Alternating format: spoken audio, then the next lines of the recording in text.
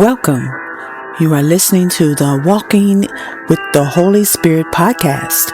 I am your hostess, Minister Angela Palmer, presenting you with today's message and other musings, poetry, and sermons as the Spirit allows. Now sit back and enjoy today's message, and may your soul be prosperous.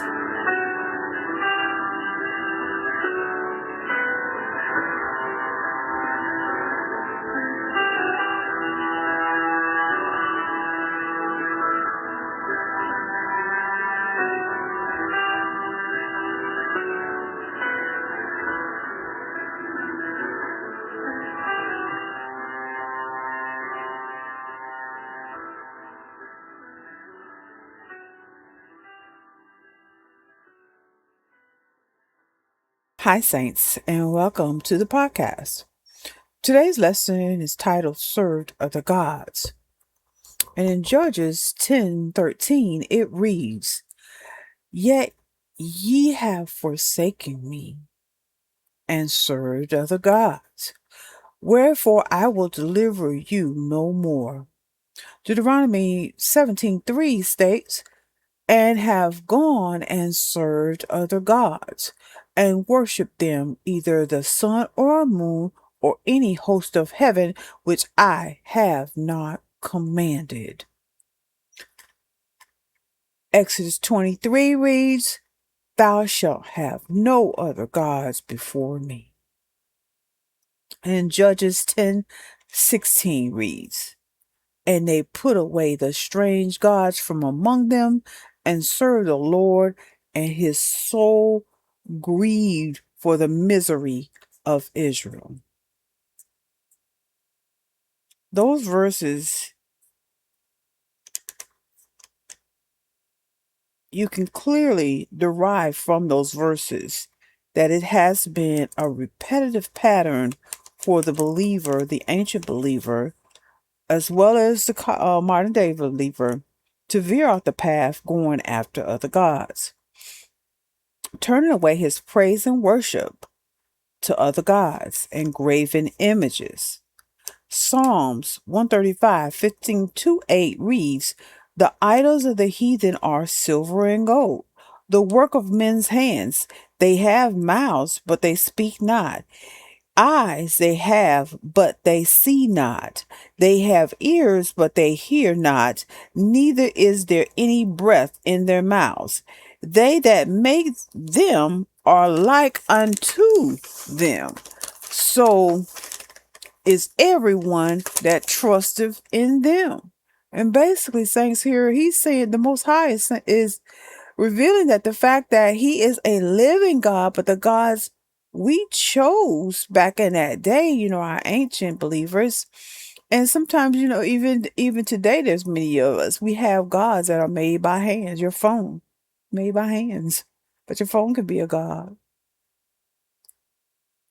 And these gods, the Most High is revealing to them, they're unalive. I mean, think about the world. Encompass your mind on the whole globe. Encompass your mind on how you've gone to certain establishments and seen gods and seen sacrifices to them, fruit, incense.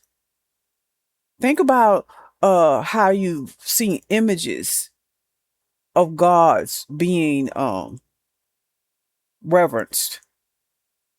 All types. I won't say any of the names. We all know who these gods are. We all have seen and experienced other gods of other types and other cultures, even animals sometimes.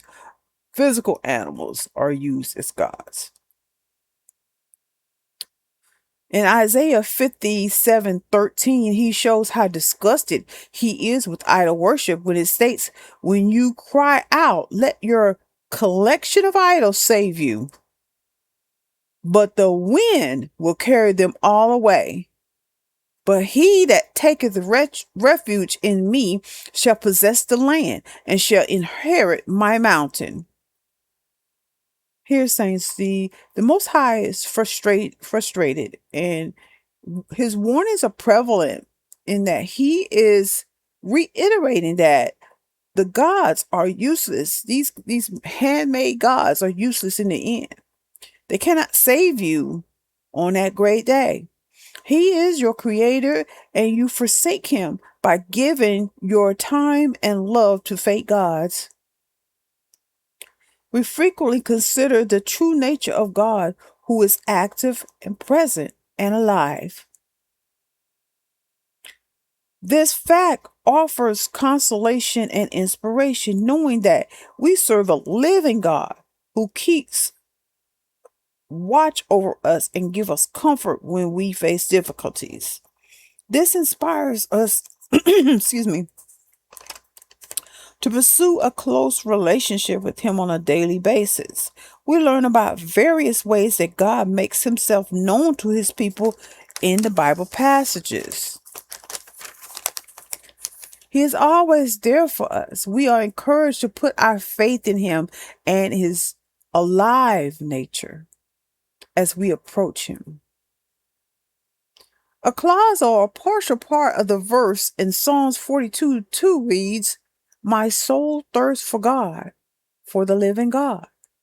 Hebrews 10:31 reads, "It is a peaceful thing, a fearful thing to fall into the hands of the living God." Now, saints, now that we have learned how it grieves God for us to serve other fake gods and how they are gods made by hands, some of them, and some of them spiritual gods, and are not real in ancient times of the Bible, let us move on to modern day gods that we oftentimes are unaware of. How at times it might seemingly look unimportant, but in fact, it is all too important that we put away our idols and redirect our worship and praise back to the Most High. Worshiping false gods is only one aspect of idolatry. Another is prioritizing anything over our relationship with God. We frequently encounter distractions in our lives that causes us to lose sight of God's promises. We are motivated to oppose idols when we realize the threat they pose. When we truly accept God's love and grace and ensure that we keep him at the center of our lives, this is when we please him. I know that some don't fully believe he exists, but they tell you head to tail all that it entails when it comes to Satan and his minions. They can tell you anything regarding Satan because they fully believe in Satan and who he is. They freely breathe God's air, drink his water, walk on his earth. Yet, when you ask them about God, their faces are blank and their minds are clueless. They're deeply confounded and entrenched in serving other gods. They have no faith. They see the creation, everything that he's created, everything that he's done for us. Even that air you breathe, when your chest goes up and down. They say even his name is written in our DNA strand. They say even when you breathe and your chest go up and down inside your body, you're saying Yahuwah, Yahuwah, and don't even know it, and still don't believe that there's God. Now that we're left with two questions: how do we in modern day times serve other gods, and in what ways? Our identity is one way, or some might call it self-worship, when we concentrate more on our image or positions of authority we hold. Money and materialism may be a stumbling block for me once when I consistently ran through my mind my materialistic goals, daydreaming on where I wanted to be in life and what I desired to acquire. Those were spiritual idols. Thinking so highly of my job status for me was an idol, and maybe also for some of you. Some of us may care a little too much about our physical appearance, and that too can be an idol. Constantly scrolling on your device, getting that microdose of dopamine from digesting hours and hours of social media is definitely an idol. Here is a quote from an iScience website, the iScience website, and it reads: excessive social media use has been associated with a reduction in the gray matter in your brain. Gray matter shrinkage causes a decrease in cognition, mood, and memory. That's an idol. It's a detriment. One's detrimental more than you think. But studies will come in the years to come. How right now it's so new that they don't have studies on it, but they're coming. And sex can be an idol, especially when you turn to it as not used for procreation or love, but instead you choose a lifestyle of fornication or adultery. Too much comfort can cause you not to seek God, instead seeking comfort as an idol. Family relationships and a sense of belonging or giving into can cause a follower to follow the crowd or be led away from the teachings of Christ just to fit in and make it become your idol. Even the worship of family is a downfall, because when it comes to me, there is no one alive I will put before God, and that is final. And we all know that chasing fame or making the famous your idol is averse to inheriting the kingdom. Now, saints, this Bible study is similar to the last one, called Be Good Stewards of Your Temple. However, there is yet still a purposeful distinction made between them. And it's in the form of these questions. Now, there are some questions you can ask yourself to weed out any idols in your life, such as: do I cherish or love someone or something more than God? Do I prioritize anything or anyone or over God in my choices or daily plans?